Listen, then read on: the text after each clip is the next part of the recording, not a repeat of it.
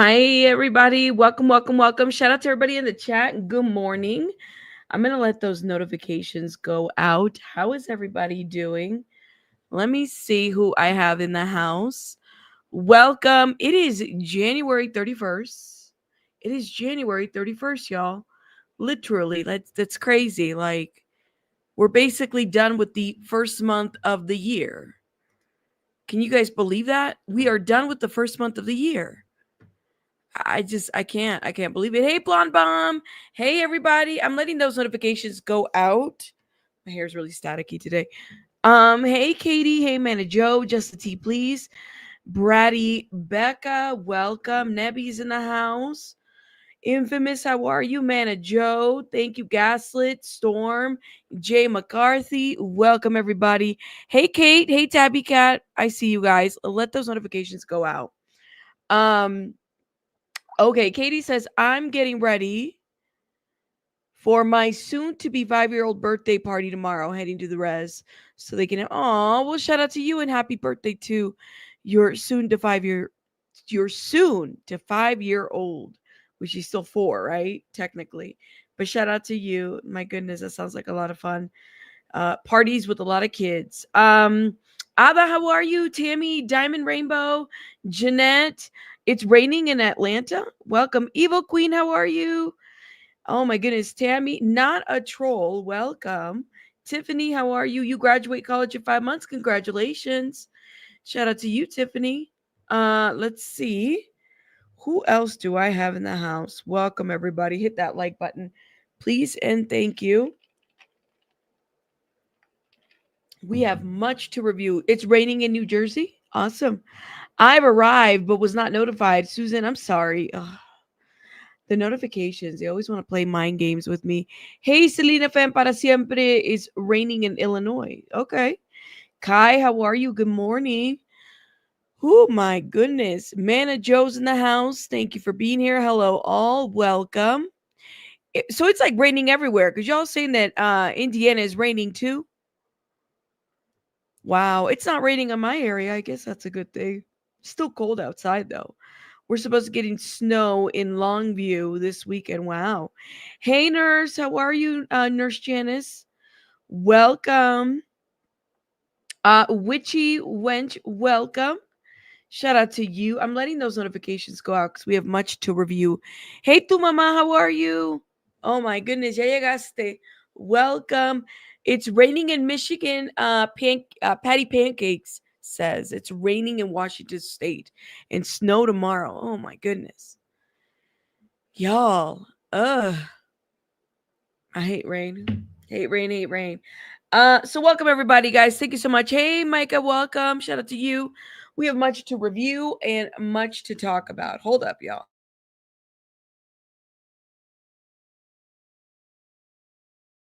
I'm still dealing with this cough thing, so I gotta take my time and cough. All right, I do. Lacey, how are you? Lacey Silver, I haven't seen you in a minute. I'm doing okay, y'all. I'm doing okay, but I wanted to show you guys a story that kind of what's the word? Intrigued me before we get started on our review, okay? Let me show you guys what I'm talking about, okay? So I on my IG I will tag certain stories that kind of maybe make me question certain things, right? Let me show you one that I was like, what the hell is this? Okay, hold up. I'm going to show it to you guys. This one right here. OnlyFans star plunges to her death from hotel balcony while filming threesome. So, an OnlyFans porn star hotel balcony threesome in Brazil took a tragic turn when she plunged to her death. What is this? Did y'all hear about that? I don't know her name. Like they don't put her name in there. Yeah. Did y'all hear about this one? Well, and let me see if I can find anything on her. Let me see. Hold up. Brazil. It was in Brazil. What's her name? Literally, she's all over the place right now from like the last a couple of hours. It is horrible. I'm trying to find out who she is though. Well, she was 27 years old, okay? And they're saying that she plunged to her death from a hotel balcony while filming a threesome. This was a report. Um, her name is Anna Alves, known as Anna Polly, was found dead on the ground floor courtyard, the four-star Mont Blanc apart hotel in Nova on August 23rd, excuse me, January 23rd, after an intense love-making scene reportedly sent the Brazilian bombshell head over heels off a balcony. Images of the scene show an investigator standing over the white sheet cover body of a once vivacious pinup girl. I don't know about that. I'm not believing this narrative whatsoever. Whatsoever. So it says that at the time of the tragic incident, the 27-year-old is believed to have been in the middle of a video recording sescapade involving two men who gave conflicting testimonies to the investigators, the outlet reported. Yo, I'm not buying it. The two OnlyFans co-stars were released by local police after requesting, though foul play has not yet been ruled out by investigators.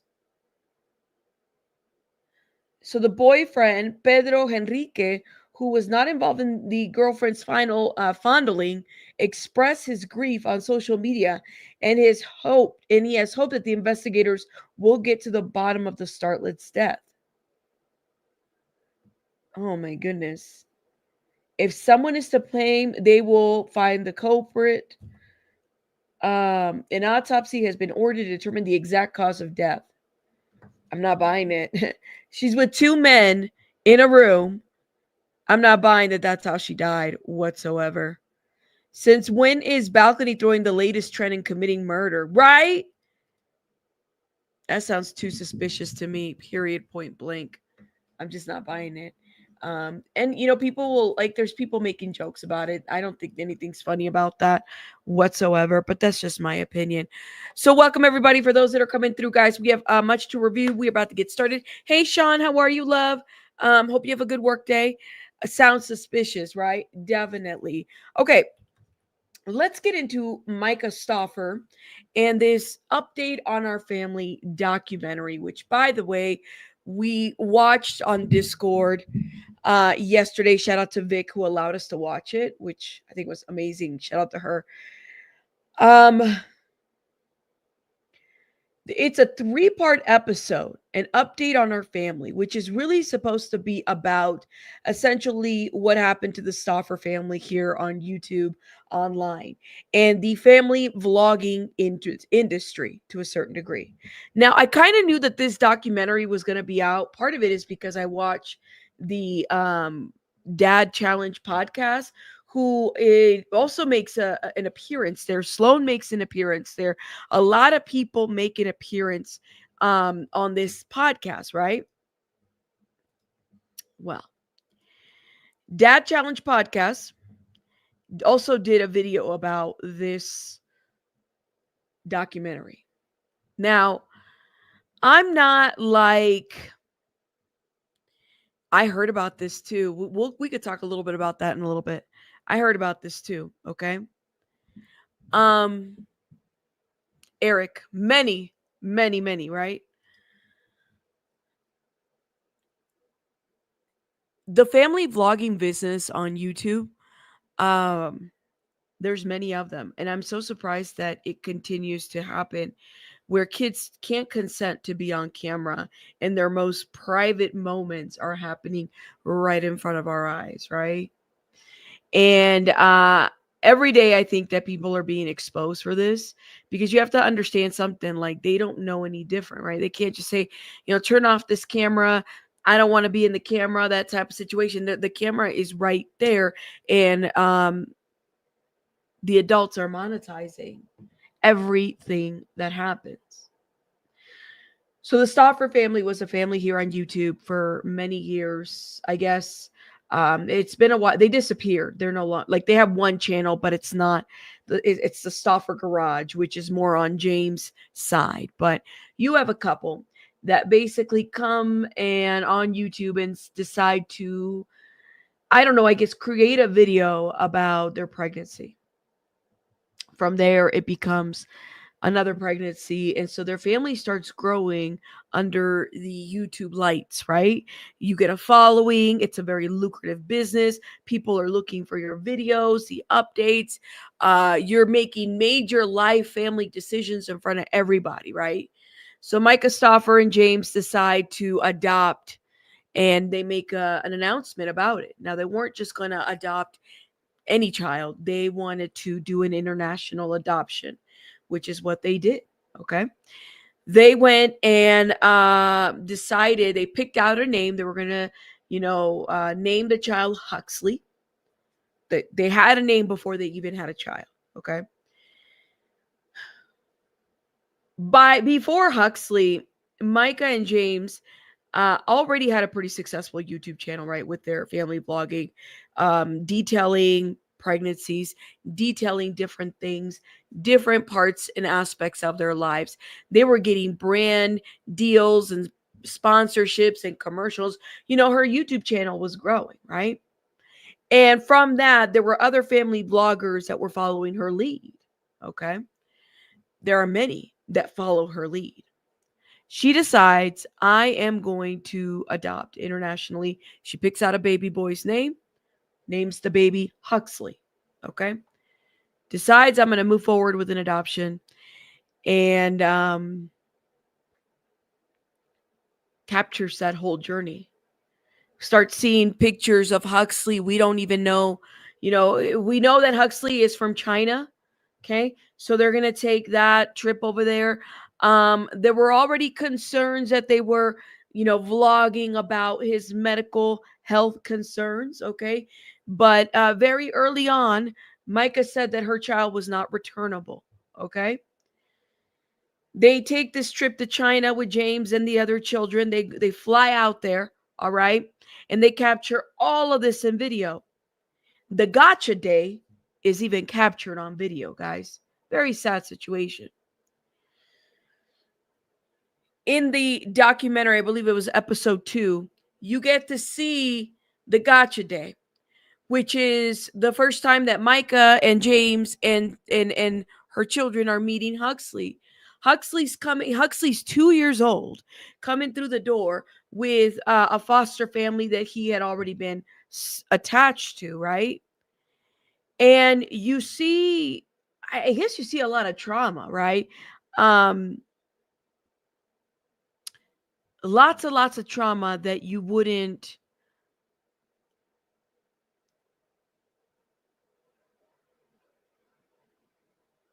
want captured, right? Like, you don't, especially for a kid that's like international adoption. Here's this, kid, 2 years old, doesn't know what's going on, doesn't know the language, can't even really speak, and he's being completely rehomed, all right, to a whole new country. And you get to see all of that, which is what they played out. Those videos were monetized on YouTube. The trauma of this child was monetized on YouTube. And it forever, I think, because there were so many people that were cheerleading for the Stauffers, many, waiting for the next update, waiting for the next thing. I mean, they invited subscribers into their lives. So they demanded a level of, we want to know what's going on. What's up? So every aspect of this child's life was put on YouTube. This boy had significant medical needs, like significant. There was part of this documentary where they would show that, they were trying to stop Huxley from sucking his thumb.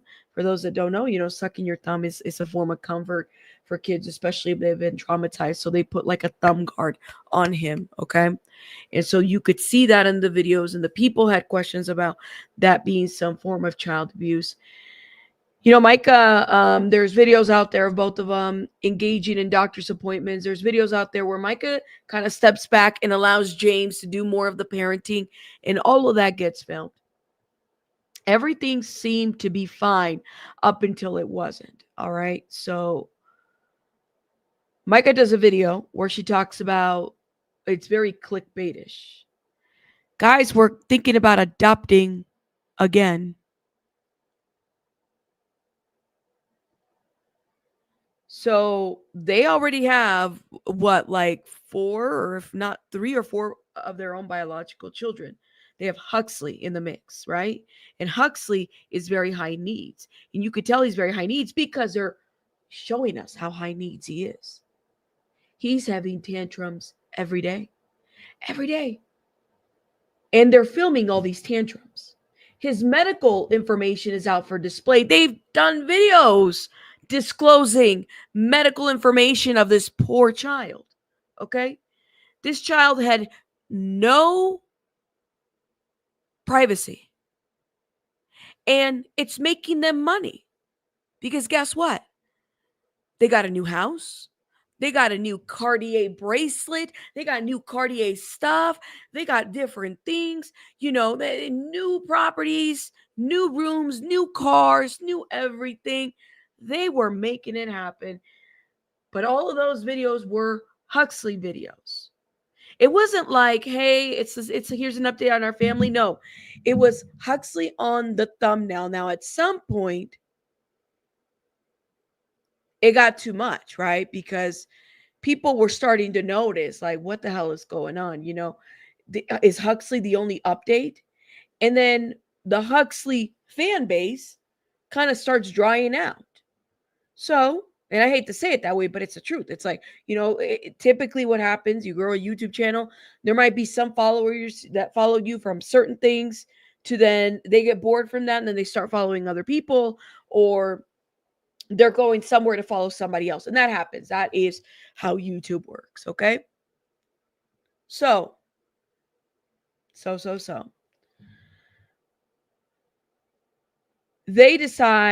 Micah decides to do a video and basically says, guys, we're thinking about adopting again. Okay. And so then that gets everybody excited again all over. Oh my God, where are we going to adopt? What they going to do? Are they going to go back to China? What's going to happen? Well, after that clickbait title goes and basically said that they're going to adopt again, Micah finds out she's pregnant. Okay. So she's pregnant again. She's got, her children, and she's got Huxley and the needs and all this other stuff, right? And people start seeing videos kind of disappear, specifically on Huxley updates. The ones that were already out there, they start becoming private. They're asking comments about Huxley. Where's Huxley? What's going on? Those comments disappear, right? Little things like that. The most disturbing part, I think, for me, well, there's a lot of disturbing parts, but really sad part right here. Okay, guys. Huxley is a adoptive child, right? He was adopted at the age of 2. Micah decides to do a sponsorship commercial with Dref soap. Dref, not the soap, I'm sorry, the detergent, the baby detergent, right? Specifically for babies. Typically when you have a newborn, you tend to buy that to help wash the clothes and stuff like that, and for the baby's skin. She says something along the lines in that commercial, I didn't really get to bond with my, adoptive son. But, I used Dref to kind of, get that baby smell again, to help me connect with my child. And then there's a commercial, there's a sponsorship little commercial thing that she does with Huxley. Huxley's a grown boy, 2 years old, and then Dref is in the background. She got to get that sponsorship money, right? For everything, there is a sponsorship for everything. Okay.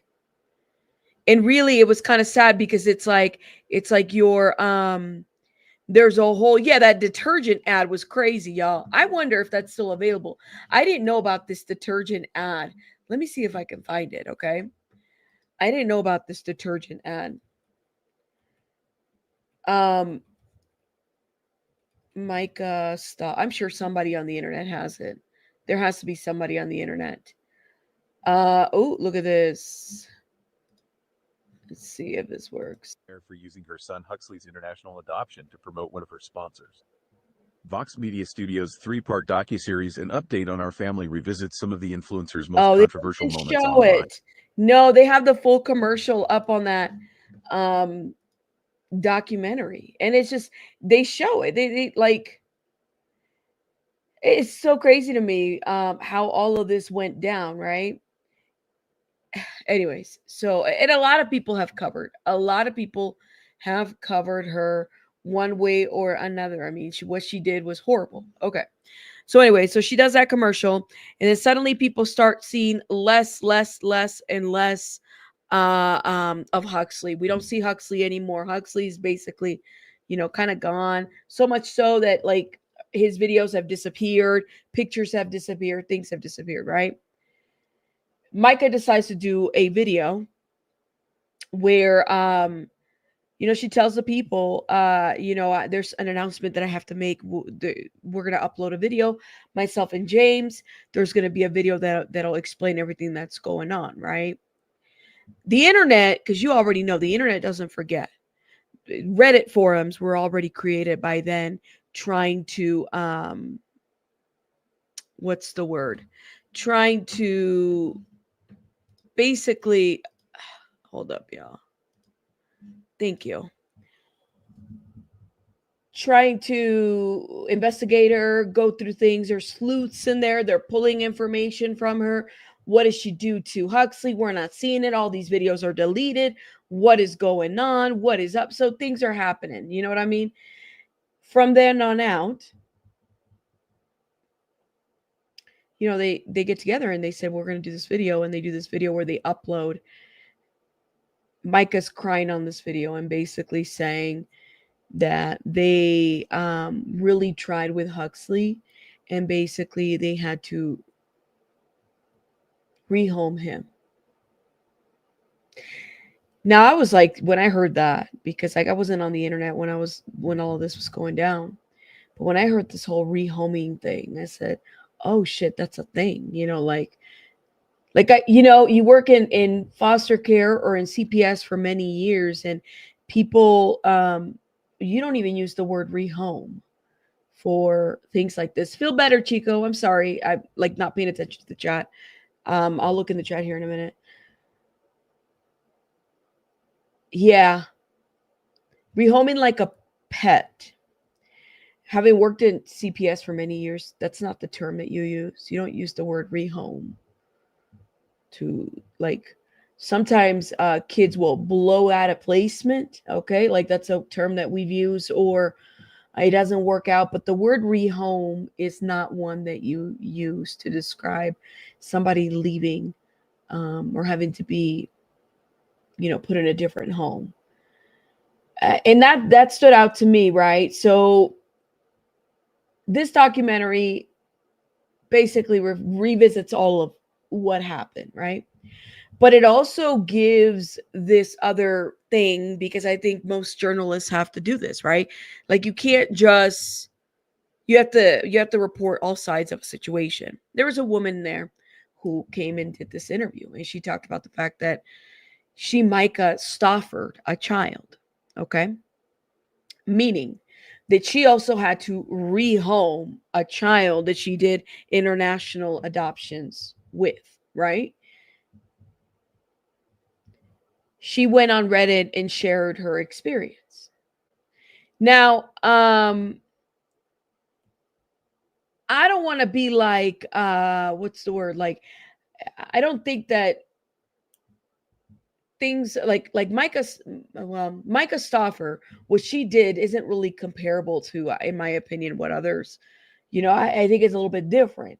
And I don't, it's a learning lesson, but it's also a lesson for laws to be in place, where you have creators that will start family vlogs to kind of like, jumpstart a business. did they really want to have those children? I'm sure they love their children, don't get me wrong, but like people having children for content, that's a thing, right? And all of these kids, because it's not just Huxley, but her other kids too, that you have to understand and kind of, empathize as well, because it impacts everybody. A lot of channels started by giving commentary to the Stauffers, right? Like the Dad Challenge podcast said that, his channel really kicked off around that time. And he has since been criticizing, evaluating, reviewing families that have, children for content. I actually like that Dad Challenge podcast because I think that, he kind of sheds light to different things that maybe a lot of folks don't want to talk about. But he also did a review of this, and I kind of want to get into it because I think it was interesting to hear his take. He was also in the documentary, at least portions of his commentary was. Heck, we're taking the subway system. We're trying to learn it all. It was crazy, but we're brave and we took it on. So just a quick story. Leading up to going to Tribeca Film Festival, we left like 2 hours early because we wanted to. Anyway, all that to say, went to the documentary, and here we go. So first thing I took away was the whole outline of this documentary, and we'll continue to call it documentary because it's what it is. Now it is a 3-part series, and they showed it in its entirety. So I don't know where it breaks up into the first episode, second episode, third episode, because they didn't like do it like that. They just let the film play through as in one movie, because it was a very long movie. Then there was like an hour and 40 minutes altogether. So each one's going to be roughly, I don't know, 140 divided by 3, whatever that is. So, but they interviewed this lady. I forget her name already, but basically she was a fan of Micah. She had her own little channel, and they first of all, I think it's the first mistake is they use this lady. It's basically so the whole documentary is around this lady who was a fan of Micah. I'm not joking. And there was this lady in the documentary who was like a fan of Micah. I forgot her name, y'all. You guys, I've watched it a couple of times, but she has her own YouTube channel, it looks like. And she also kind of talked about her experience. Now, she was also adopted. And so I think that she gives a different lens to this adoption thing, which I think is important. Asim said there was text floating around where she was asking adopting forums which disabilities look severe but easy to handle. Yeah, that's what Micah was doing. Not to mention Huxley was rehome, and I'm using this word because that's the word that they use, to a family that she found on Facebook. Allegedly, that's what's been said. It wasn't like, I mean, it's just crazy to me that that's how it happened. You said, I want to know if CPS was involved in rehome or if they were afterwards. There needs to be new laws over this shit. Absolutely. All family vlogging. Eric Reader, thank you so much for becoming a member. I believe you just renewed your membership. Love. Shout out to you. And Kraken, thank you for being a member for 13 months. As a mom with 2 special needs kids, I wouldn't return them for any amount of anything, peace or money in the world. The audacity for F's sakes. Absolutely. I hear you. Yes, the documentary is still out. I think the documentary, I mean, it was okay. I wouldn't necessarily say that it was the best documentary, hands down. I feel like there was a level of biases in there because they were trying to show this other side of like the internet turned on the Stauffers. And I get it.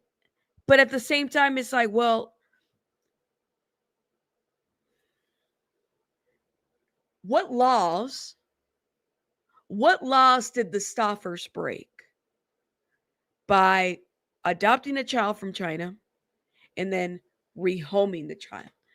Think about it. Because they didn't break any laws.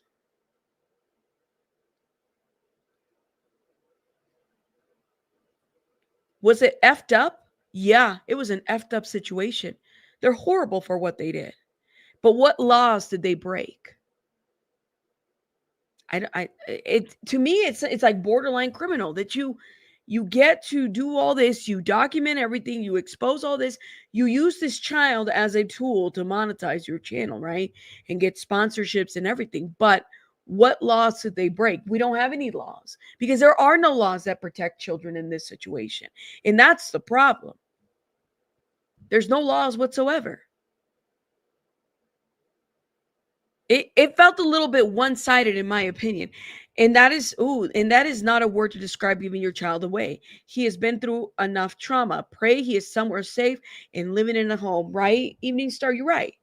That's why I was like, I couldn't understand it. You said, I feel like the Stauffers turned the internet on themselves. When you put it out there, you are subject to the judgment that follows, period. You know, there are times where the internet can be like shitty, like, of course, you know, but there's times where it can be a blessing. And let me explain, okay? The Ruby Frankie's kids, okay? That whole situation. A lot of people on the internet watch what the hell was going on, and many people made phone calls, and now nobody believed people. The what is it? The Frankie family, all of these people were being told, hey, this is what's going on with your sister, and these are the children, and this is what's up. Like, y'all need to do something. And they kept ignoring people, and they kept shutting people down, and they didn't want to hear it. Bonnie, the sister, being one of them. And then here we are, mom's behind bars, the other lady is over there. The business is getting sued currently. So it's like, like, it can be a blessing, but please note that a lot of this starts from family vlogging. Family vlogging is not, it's not a good thing. I don't know. Like, you know, especially if you have multiple people involved, because nobody's asking these children if they want their shit out there. There is no, like, there's no contracts behind this. It's not like the Kardashians or anything like that. Every one of those Kardashian people, all of them are getting paid, not the children. And it seems to me like not only is it exploitation, but there are child labor laws here that don't come into play. These laws have not caught up enough, because let's be very real. If we had laws that talked about you can't have children working, the Stauffers would be behind bars from their own children, and many other family vloggers would be behind bars. Many. But there's something to be said about the fact that the way in which nobody's intersecting here. Nobody's doing anything. And YouTube doesn't want to really get involved either. So we're behind. We're very much behind when it comes to this situation. Okay? They would be scared of you. And that's like the craziest part about family vlogging, is that that's normal. But these kids have no say in the fact that strangers on the internet watch them grow up and have parasocial relationships with them. Yes. Okay? No clue that it's even happening. That's crazy. And it's disgusting. And so if you're an adult out there and you honestly watch family vlogging because you feel like it makes you need to get your head, your heart, everything checked. Okay? Get your ass checked too. Okay, because you're dumb. Run into a family called the Earl's family a lot too. And here's the way I think they did this documentary. So I don't think they actually told the people, except for that main narrator girl who was surrounded, the whole film was surrounded by her. I don't think they told these other families that they interviewed that they were doing a documentary about Micah. I think they were telling these other families that they were just doing a documentary on family vlogging. Yeah. Now, I don't know all the ins and outs of that. They brought a bunch of family vloggers. The Earl's family was one. They have a whole channel, which is crazy because it's like they blurred the children's face for this HBO documentary, but you could see their children's on their YouTube channel. So I'm like, okay, I guess that makes sense. So these family vloggers are there talking about, what it's like to be a family vlogger, the ins and outs of it, dealing with the haters and all this other stuff. So it's like, it was weird up until the time they got to the point where they asked the Earl family, hey, what do you think about the Stauffers? Oh, we got to be careful with that. We can't talk about that. They don't talk about the Stauffers. Why? Because they're doing the same shit that the Stauffers were doing. That's what they're doing. They don't want to talk about the family vloggers don't want to talk about what happened to the Stauffers. Okay? Just like they don't want to talk about Ruby Frankie and her situation. They're not trying to get involved. They don't want to get in that. Okay? And yes, Craig and Revin, we need a movement to call this what it is. It is a new perspective of human trafficking. Both the literal moving with the adoption and duality and exploitation of vulnerable. Right. There needs to be more protection. This child, Huxley, who I mean, there were so many red flags from the start of the adoption, right? Didn't stand a chance with this family. They completely removed this child from what seemed to be a pretty stable home in China. Up and took him out. And I appreciated at the very least that this documentary really showed like they had a therapist there who was also someone that was adopted, okay, from China, and then basically brought in there and gave commentary to what this is like, you know, and how new this was. We needed more. Like, I love the fact that they brought this in to give a different perspective of what that is. This child will never be the same. And it's with all the disabilities that they say that this child had, right? To be able to cognitively understand what happened to him in the early years of his life, and then in the mid early years of it, like in the later, you know, there's just so many moving parts. It's all about greed. Thank you, Carol. I agree. But the thing is so sad. This is the part that it's like, they made the money off of him, and then they basically rehomed him. That, I'm sorry, you don't get to rehome a child. Not in the circumstances that you got him in, and think that you're done. There's a video of Micah saying, well, his speech therapist therapy is $500 for 30 minutes. The lady won't spend $500 for 30 minutes, but she got a new, you know, fancy schmancy jewelry piece from a store that's very expensive. Okay. She won't put the money, but the money that she got was from this child. Okay. Not from the other children, from this child. To me, this is no different than the child stars, the Aaron Carters of the world, the Gary, you know, all these people that grow up without any choice, and there's a camera right there watching every move. It's really sad. Yes, it's true. So the baby was 2 years old. Okay, Huxley was 2, and then he lived with the Stauffers for I think another 2 years, and then he got rehomed to another family. So the first 2 years of his life, he already had bonding, you know, friendships and family connections with the family in China. Okay, and then from then on out, he basically got adopted and brought to the U.S. And then he was placed with this family. Now, there was somebody, like I said, there was a woman who said, Micah Stauffered my child, okay?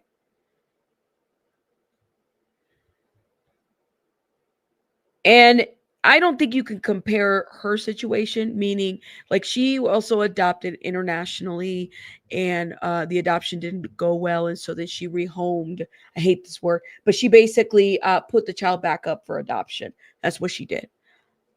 I don't think you can compare that situation to this, in part because it's not like this woman,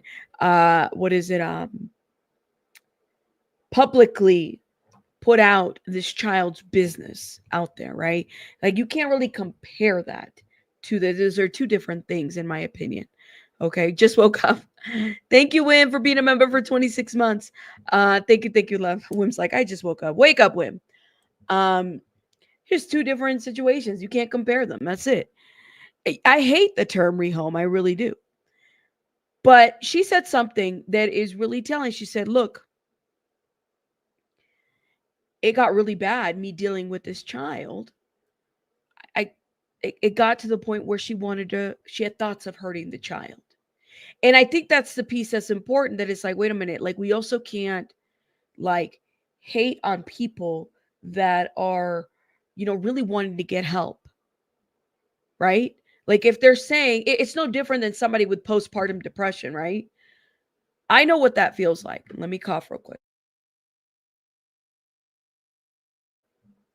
There's a lot of women out there that suffer from postpartum depression, meaning after you have a baby, you go through this depression, this depressive state that, should be monitored by a doctor, because if it's not, it can really get out of hand. Typically, it happens after you have a baby. And, there's studies that say that hormone changes and stuff like that. Sometimes women have a hard time bonding with the newborn because of it. And sometimes, if left untreated, women can harm their children. Okay. And we don't want that, right? And so this woman talked about the fact that, the adoption for her got so hard that she had thoughts of harming this boy, and that's not what she wanted to do.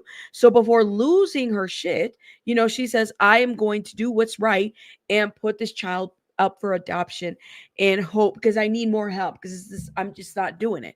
And I respect that. It would be different, all right? And I thought about this. I said, if Micah Stauffer, thank you so much, Wimmy. Thank you, guys. Thank you. We have a small crowd today, y'all. Please hit the like button, please, and thank you. Thank you, Wimmy, for gifting. Guys, put some hearts in the chat if you've been blessed by Wim. If Micah Stauffer had and I was thinking, I said, well, what if she was going through the same thing? What if she was going through a level of like postpartum after? Because she did just have a baby at that time, and it looks like it got a little too hard for her. And then she was also dealing with Huxley's situation, right? It's very well could have been a thing where that was the case. She could have done a video and said, guys, let me tell you what's going on. I need support. I need help. Okay. I need help because this is what's happening. I just had a baby. I'm having postpartum. This is happening to me right now. Okay. And I'm also taking care of Huxley, whose needs are very, very high. And I don't know. Bringing somebody else for respite to take, a couple hours off her hands so that, somebody can watch Huxley for her. There is this thing called respite homes for kids that, with higher needs, that families are able to step in and really help you out. And I think maybe that's what it was, is that she needed a level of support. What was so distasteful is that you adopted this child knowing that the high needs were going to be very high, shopping for this child to have the high needs that it had, and then basically say, oh, I'm done. I can't deal. The doctors recommended that I, place him out of the home. The doctors recommended that. No, they didn't recommend that. No worries, Sylvia. It is a tough subject. Shout out to you, Sylvia. I hope you have a good day, okay? That is the hardest thing as a parent, is to admit that you can't take care of a child. Think about it, Evil. If at least she would have put effort, but I don't think that she put any effort to help the situation. The woman was very resourceful. She had a lot of resources, okay? And the thing is that the only reason why we know that is because she displayed that shit out there for everybody to know. I think you're right, Susie Q. The thing is I don't think she ever had love for Huxley. Had it been her naturally born child that had all these disabilities, probably would have been different. I don't think that she bonded with Huxley the way that she allowed people to think that she did.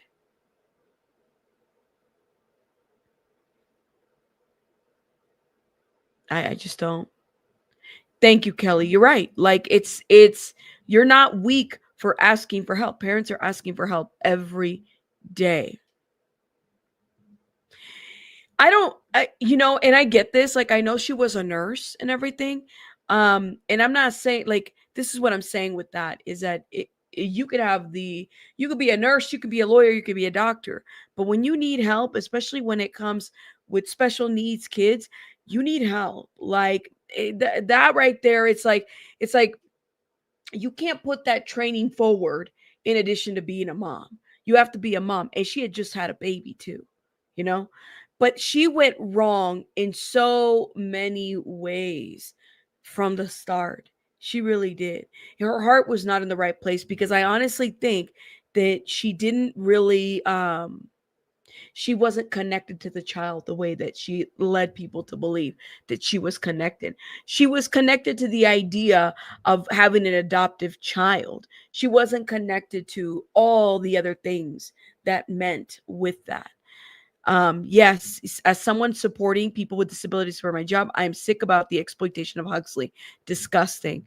They treated the whole adoption process like the season of Game of Thrones: drama, cliffhangers, pain.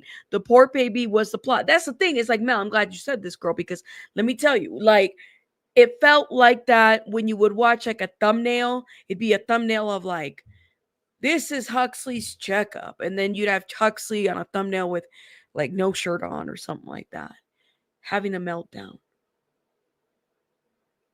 And this child has no say. But the thing is like, how does the CPS professionals not see how this child exploitation is also a form of child abuse? Sometimes in CPS, you have to prioritize which one is worse: physical abuse, emotional abuse, exploitation of children, because they get so many cases. Like, which one is the worst? Child is being exploited, but he's still being fed. Child is being exploited, but they're still getting their needs met. You know what I mean? I think she was blinded by money. Wait, what? You're right. I would agree with you on that. I think she was. I think they both were. And let me tell you, I don't appreciate the fact that it was just Micah who got the heat. James should have gotten the heat from this too, because the way I see it, this is a relationship of two people, right? Two people, not just one person, two people. Y'all share that.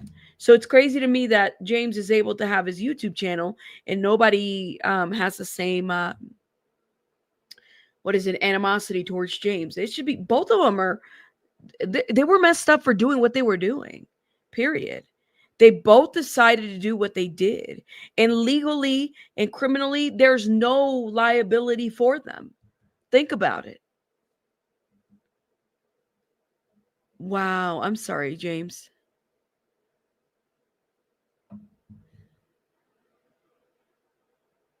Both of them should have been held liable, in my opinion. But James has been able to get away with it. It's because mothers are expected to be the nurturers, right? If that's like proper, if that's, I don't know. It sounds like they didn't know, because there's this big drop at the end. That's crazy. So they brought in this family called the Earls family. I've never heard of this family, but now I'm going to snark the shit out of the Earls family. Okay. They went on this documentary trying to be all like, it's good. We didn't even mean to get followers. It's so stupid. And they're your standard white, douchey, gross exploiter people who are like, we're just sweet. We're just a bunch of sweethearts who exploit our children for cash. And I hate them. And I'm going to be like snarking on all their videos now. Congrats. You were looking for attention. You got it. Because like with the things that he said at the end, and I'll bring it up, people in the theater were like, oh, like it was crazy too, because every time there's a moment that happens that's so absurd. Okay. Everybody in the theater is either laughing or like, what the you can hear people audibly be like, what the fuck? Like, I'm not kidding.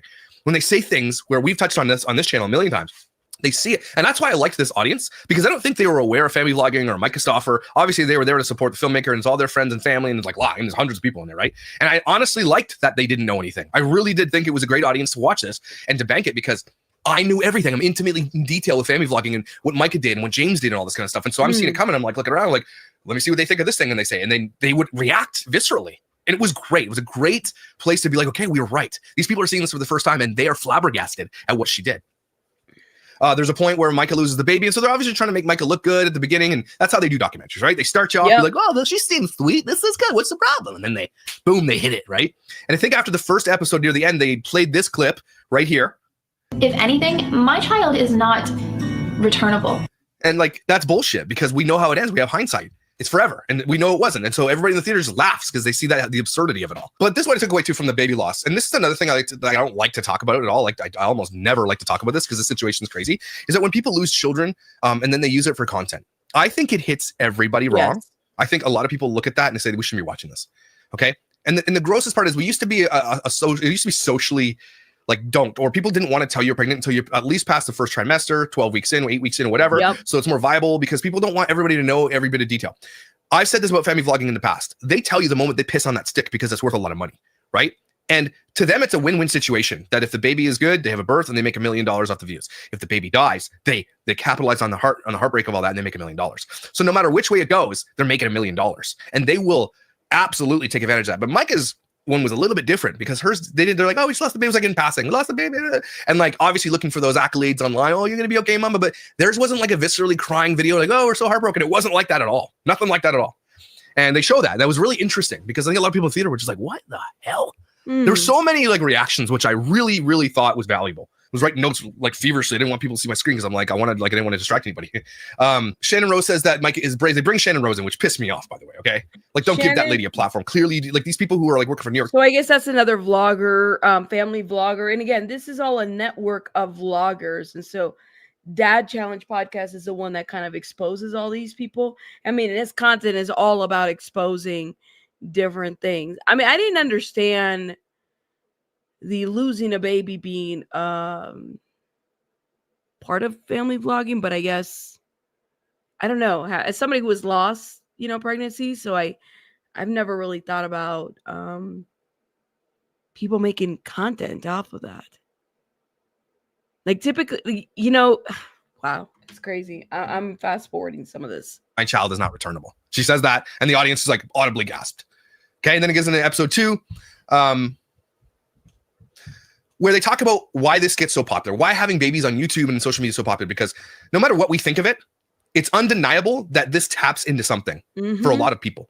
They like to watch the pregnancy. They like to see babies being born. They like the family aspect of it all. I don't know what it is. It's undeniable that this obviously is that reason. And Micah was doing it a little bit earlier than everybody else was, right? And then it became this big thing. And she tapped into something visceral because she grew from like 10,000 or 9,000 subscribers. They were showing the whole count and everything to like 700,000 after she did daily. So she gets pregnant and she does daily vlogs after she gets pregnant. That was like the reward. If we're pregnant on this piss stick, we're going to do daily vlogs on this.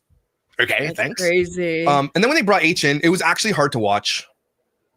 You're reminded of how heartbreaking it actually is. They don't show him. They don't show any of that. So H is Huxley for those. I mean, he's not trying to say the name. So when you're watching the documentary, they're actually showing you real footage, but they kind of like cover Huxley. That's what they do.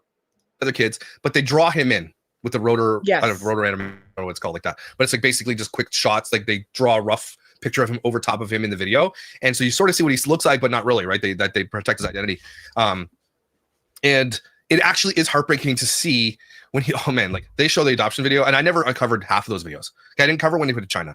And I'm sure if I would have broken down, because when they went to get him and he ran back into the other room because they didn't want to be with them, you start realizing you shouldn't be watching this stuff. Yes. You shouldn't be filming it, first of all, but you shouldn't be watching. He literally, when he was brought in, he was 2 years old.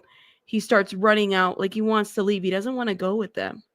And even the girl who was a big fan during this time, she even says, like, this is a moment I think a lot of people who are huge fans were like, we shouldn't be watching this. You're watching a kid's trauma unfold in real time for money. Okay. And that part really hit me. It hit a lot of people. I saw people look around, people were crying. That's how viscerally it hurt people to see this kid who was with a foster mom for 2 years in a country where she speaks his language. She knows Chinese, maybe being taught a couple English words here and there. And then he gets in this room and sees this strange white family with a camera in his face, and he runs back away because he doesn't want to be with them. Yes. Even though they've had pictures, he's seen pictures of them and they've communicated over video. It was brutal. It was absolutely brutal to watch. And the fact that Micah and James monetized that to the tune of like, I think it was 700 something thousand views was absolutely bonkers. Okay. 700,000 views. Do you understand how much money that is? Literally, that's, I can't even tell you. I mean, hell, that my channel doesn't even make a dent to any of that. Like, that is a whole upper echelon of YouTube, okay, when it comes to money. Okay, and it was so heartbreaking to watch. Adoption is trauma. They were talking about they brought in an adoption specialist who talks about the trauma of adoption, and we don't talk about this enough. No. But the trauma of adoption is a real thing. Okay, it's not just a white family getting a baby and everything's all great. It's not how that works. And I think that families like Della Vlogs, they're going to realize real quick that's not how that works. Oh, the Della Vlogs. Now, that's another family that I had talked about before. But it's all up for everybody to watch and see. It's not all easy peasy lemon squeezy, right? Because he talked about it from the kids' perspective. He said, when you sit down with these kids and you talk about later in life, they all struggle with massive amounts of trauma because ultimately they were a burden They were abandoned. They were left behind by the person that birthed them, by the family that had them. Okay. And he's like, I've seen so many stories where the kids' needs and wants and desires and everything are all met, but this deep-seated trauma is never touched on, ever. And these kids go through so much, and it takes them years, if not decades, to overcome it as they become adults and realize, why did my mom want me? Why did my dad want me? Why this? And these people they think they're saviors of these children. And to some degree, okay, look, people who adopt are amazing people. Okay. It takes an amazing person to adopt. Okay. But there is this one side that we very rarely talk. I didn't know that. In case people don't know, DCP has 2 adoptive children. That's amazing. I'm happy to hear that. I don't really know him personally. I've seen a couple of his videos. That's kind of where I know him from, just the YouTube, but I've never talked to him or anything like that. I think his snark, he's got a lot of snark for things, and maybe it's because I have a sense of humor that certain things are funny, but he's a snarky guy. Really talk about, and I'm an adopted dad. Obviously, it's different for me because I adopted family, right? And I was a part of the thing. It was different, but there's always that there. Okay, there is always that. And that was really undeniable too. And it was really, really heartbreaking to watch him talk about this. And then they juxtaposed it against the footage of H having a really tough time at the new house, even though they're rocking to this veritable mansion and he gets everything. They have cars and candy and everything else. But and you could tell he's an outcast from the day. I think I remember doing videos on like watching him interact and just realizing, holy shit, he's an outcast. He was right from the beginning. He was an outcast. He was a guest in their home, not family. He was a guest in their home, not family. The home that he helped purchase, that through his image he helped purchase. Like, that's the part that really gets to me. The anticipation of Huxley, all of this, and the buildup, all these things that they had, that was through Huxley content. Okay, not anybody else. He became the thumbnail, the everything of that channel. That's what it was. We saw that, and it was like, I think people really realized it when they watched this documentary. James admits on a camera, I never saw this video. There's videos that they had in this thing that I had never seen before. Okay, James admitting while crying that he's like, I don't know what we've just done. We brought this kid. He had an attachment to his mom in China, and we just took him away. And James was bawling his eyes out. And I wasn't feeling sorry for James. What struck me at that moment was, F you, James.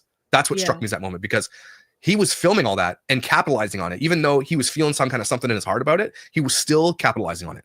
And that's what gets to me about James. It's like, I know people go hard on Micah. I don't. Listen, you can go hard on her, but you also need to go hard on James too. Because James very well knew and sat there and accepted and allowed his wife to do what she was doing. And they were co-signing and filming together and getting together. This was a project of the both of them. Okay. So for me, it's like, wait, when do you man up? When do you man up and say, no, this was wrong? I have no sympathy, thank you, except for both of them. I don't.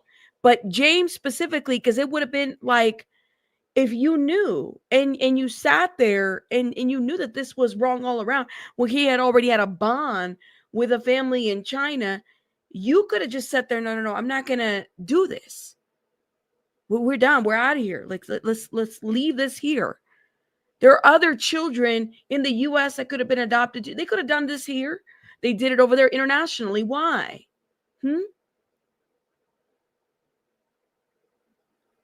Complicit, James, complicit. Okay. I do think that James had a different take on this than Micah. And I do think that James had a closer bond with H than Micah did. I think H just didn't want anything to do with Micah because of her energy, her vibes, or whatever you want to call it. She's just gross. Okay. Just a grossy. And James is too. Don't get me wrong. I'm not trying to let him off easy because he's just as much to blame. But I think we all could agree that when we see the interactions between him and H and her and H, it's a different world. Yeah. But he got to sit there and be like, but he admitted it on camera that he's like, this was bad. There was something bad about this. Yes. And again, it's been years since I've done these videos on Micah. And what I thought, and the thing I wrote this notice is seeing this all brings up how angry this made me when I first started talking about it. Wow. Watching this documentary, if you are invested in the story or know about the story, it is going to reignite your hatred for them. It will. Right. And they don't even try to do it in the documentary. They try to be even handed and they try to be like, oh, they try. And you still, I'm upset in this theater. And I'm like, look around, see people are too, right? Like you're upset, especially if you know the story. It's going to reignite your upsettedness. They do 1 week updates, 1 day updates, 7 week updates, 1 year updates, everything else. They are daily vlogging H, even though in the back end, everything's falling apart from day one. Okay, and they're making Crazy. millions of dollars. Then they did a little snippet when the Earls came back on, and the Earls admitted that doing dramatics earns them bigger rewards, meaning kids' mouth open on the dentist on the thumbnail, or going to the hospital, kids bleeding, kids getting hurt, periods, kissing. He admits it again. I don't think the Earls knew what they were getting into here, because they said the dramatics earn you bigger rewards. They're saying the quiet part out loud. They're saying how the sausage is made. And I think once their fans watch this, they're going to be like, you guys are fake as F. That's what's going to happen to the Earls. They're not going to get this bigger platform that they think they're going to get. They're going to get roasted. And I hope so. And you'll see. And I think I just, like I said, whether it's the Earls or the whatevers, like there needs to be, let me see. I've never really checked out their channel. Earl's Family Vlogs. Yeah, they have like 535,000 subscribers. They are a family vlog channel, okay? And this is that they make money this way, literally. But their views are, Oh my gosh, you guys. are there. We are a growing family of 6. We have 4 boys, and then they put all the boys' information in there, okay? And this is what they do. So let me ask you a question. What sets Earl's vlogs apart from the Stauffer family? What sets all these people apart from each other? Because honestly, that's the question. It's like, are those boys, do they have a special consent? Do they know everything that's happening? What sets them apart? Is it because they wouldn't go out there and adopt? I don't know. You said rhetorical. If you have to be over 13 to have an account in your own name on YouTube or any other platform, really, how can someone under 13 consent to being in videos? Do better, YouTube. You know, it's one thing to say like, hey guys, like, let me show you my child or whatever. You like, you know, but to center your content on your child specifically and then call it vlogging, and you're making the money. Where's their money? Where's their cut? Okay. The account is of one person. There needs to be more regulation to it. And I'm telling you, like, it's not enough to have the Stauffers, the Ruby Frankies, the you know, all these people that have, you know, really traumatized their kids. It's almost seems like people need to get hurt. That's it. That's all. People got to get hurt or something's got to happen. I don't know. It's crazy. So yeah, I mean, I definitely recommend. I wouldn't necessarily say that the what's the word, it was an okay documentary. Okay, I felt like there was more that could have been put in here. There were missing parts to it. Something else could have been brought in. There were other factors to consider when it came to this.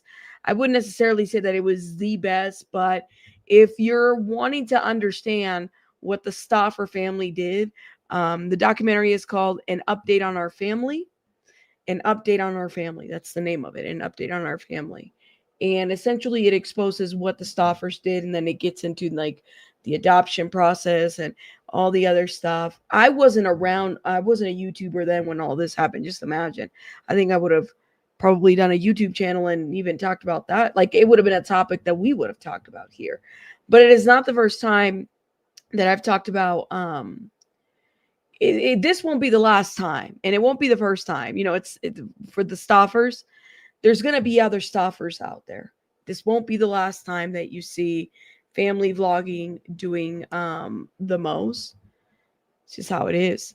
You said, I wager the Earls are wanting one more to try and add a girl. Girl in content brings in the most money, says Cindy. Really?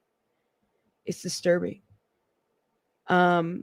You knew nothing about the Stauffers. I really didn't, because I mean, I heard of this like situation, but I didn't understand, like, back then when this story broke, I didn't understand the magnitude of YouTube, like the way I know it now, you know, any of that. I mean, I'm just telling y'all, like, I remember my last kid, which was baby Bunny, when I got pregnant. I didn't tell anybody I was pregnant until the day I gave birth. Literally, the day I gave birth, the day I was scheduled to go and give birth. And I mean, I really wasn't showing my face, so I could get away with it. And I love not telling people because I didn't want everybody in my business. But only that, like, people are horrible online when you tell them, like, you know, they take that as a weakness. And at that time, like, and I still have significant trolling, but at that time, the trolling was horrible. I mean, I had people doing the most. Yeah. So, It's just not, I don't know. I'll share what I want to share, but this is not a family vlogging channel, that's for sure. But yeah, let me see what you guys are saying. There's too many people who enjoy watching train wrecks, and that's what the internet and social media gives. Absolutely. Absolutely. It is the same version of child actors or singers getting exploited and ending up penniless, period. Rabbit, did you see? I did. I saw the new lawsuit. There is a new lawsuit for, is it Connections?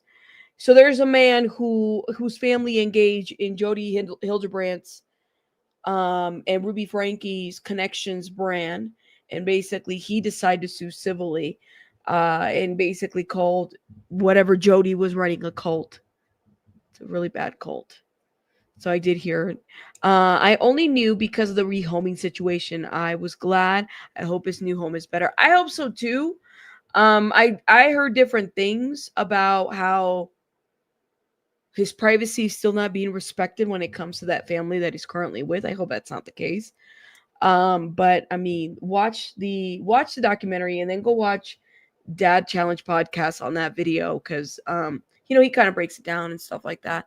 But he's been more on top of it. I think out of it, well, him and Sloan has been very much, he talked about it too. There's a lot of other creators that have talked about this.